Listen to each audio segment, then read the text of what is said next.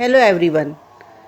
इस वीडियो में आज आपको मैं औपचारिक पत्र, कार्यालय पत्र के बारे में बताऊंगी, विशेष रूप से शिकायती पत्र के बारे में।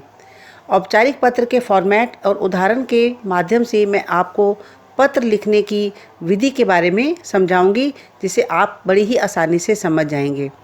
आप मेरी पिछली वीडियो देखने के लिए और आने वाली वीडियो देखने के लिए मेरे चैनल को लाइक, सब्सक्राइब और शेयर अवश्य करें, ताकि आप उसका पूरा लाभ उठा सकें। शिकायती पत्र या कार्यालय पत्र ऐसे विभाग को लिखा जाता है जिससे आप अपनी समस्या से अवगत कराना चाहते हैं। इसमें औपचारिकता का पूरा ध्यान रखा जाता है और इसे हम फॉर्मल लेटर भी कहते हैं। इसके फॉर्मेट के बारे में मैं आपको थोड़ा सा बताती हूँ कि सबसे पहले आपका जो शीर्ष भाग होता है वह प्रेषक का पता, भेजने वाले का पता होता है। उसके बाद दिनांक लिखा जाता है।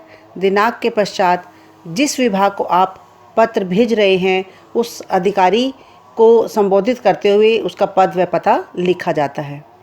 उसके पश्चात आप विषय लिखेंगे कि आपकी समस्या क्या है, और आप नेक्स्ट लाइन में आप लिखेंगे संबोधन, जिसे आप संबोधित कर रहे हैं, जिसके नाम आप पत्र लिख रहे हैं।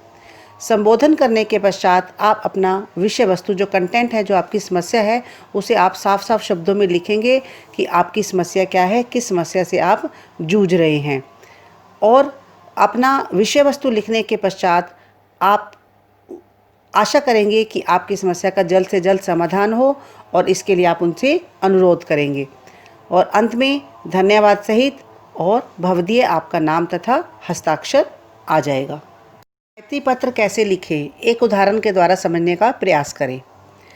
सफाई कर्मचारियों द्वारा लापरवाही बरतने की शिकायत करते हुए स्वास्थ्य अधिकारी को पत्र लिखिए। सबसे पहले तो आप एक या दो बार जो पत्र का विषय आया है उसको पढ़ें। इसमें साफ साफ लिखा है कि हमने पत्र किसे लिखना है, स्वास्थ्य अधिकारी को पत्र लिखना है और अपनी शिकायत दर्ज करनी है। और शिकायत हमारी क्या है कि हमारे जो सफाई कर्मचारी है वह लापरवाही बरत रहे हैं, अर्थात अपना कार्य ठीक ढंग से नहीं कर रहे। तो हम सबसे पहले पत्र का शीर्ष भाग देखेंगे। शीर्ष भाग में हमने क्या लिखना होता है, एड्रेस, भेजने वाले का पता। लेकिन अक्सर बोर्ड की परीक्षाओं में विद्यार्थियों को पता लिखने के लिए मना किया जाता है, तो उसके स्थान पर हम लिख देते हैं परीक्षा भवन, आवासा स्कूल और नई दिल्ली। अगर कोई सामान्य व्यक्ति किसी विभाग को पत्र लिखेगा तो वो अपना वहाँ पर पता लिखेगा।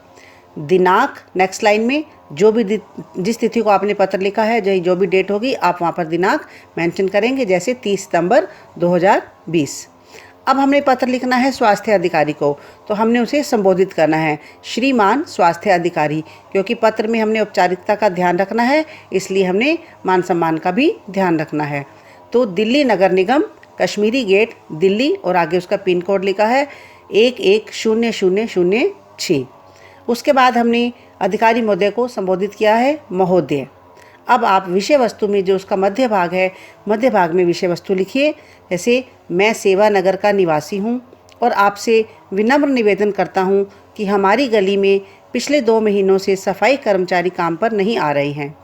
इस कारण गली में कूड़े के ढेर लगे हुए हैं, नालियों का पानी सड़कों पर पैर पसारने लगा है तथा चारों तरफ कीचड़ और कूड़े के ढेर लगने से मच्छर मक्खियों ने आतंक फैला रखा है। इस कारण हमें एक तरफ डेंगू और दूसरी तरफ हैजा की बीमारी फैलने का भय सता रहा है। सफाई कर्मचारियों की लापरवाही के कारण कहीं ऐसा ना हो कि नागरिकों को जान से हाथ धोना पड़े। तो आपने विषय वस्तु लिखते समय इस बात का ध्यान रखना है कि जो आपकी समस्या है उसे आप क्लियर शब्दों में लिखें, और उस समस्या से आपको और किन किन समस्याओं का सामना करना पड़ रहा है, उसकी वजह से, किसी की लापरवाही की वजह से आपको किन किन समस्याओं का सामना करना पड़ रहा है, इसे आप कम शब्दों में और आसान शब्दों में लिखने का प्रयास करें। पत्र की भाषा कभी भी कठिन नहीं होनी चाहिए, यह आसान होनी चाहिए। और आप इसका छोटा सा दूसरा पैराग्राफ बनाएंगे। अतः आपसे अनुरोध है कि दोषी कर्मचारियों के विरुद्ध कार्यवाही करने और उनके स्थान पर दूसरे कर्मठ कर्मचारियों को काम पर भेजने की कृपा करें। आशा है आप तुरंत आवश्यक कार्यवाही करेंगे। तो इस तरह से आपने अपनी समस्या से अधिकारी महोदय को अवगत करा दिया, और उसके बाद धन्यवाद और भवदीय, यहाँ नीचे आप क ख ग, और नहीं तो आप अपना नाम लिख सकते हैं। तो आपने पत्र को बहुत बड़ा नहीं करना ताकि पढ़ने वाला उसे आनाकानी करे। कम शब्दों में और अच्छे शब्दों में अपनी बात है, जो आपका विषय है, उसको लिखने का प्रयास करें। तो इस तरह से कोई और भी समस्या या आपने जल विभाग को लिखना है, अपने बिजली विभाग को लिखना है, तो अपने अधिकारी महोदय को संबोधित करते हुए उस विभाग का नाम लिखना है और उसके बाद अपनी समस्या से अवगत कराना है।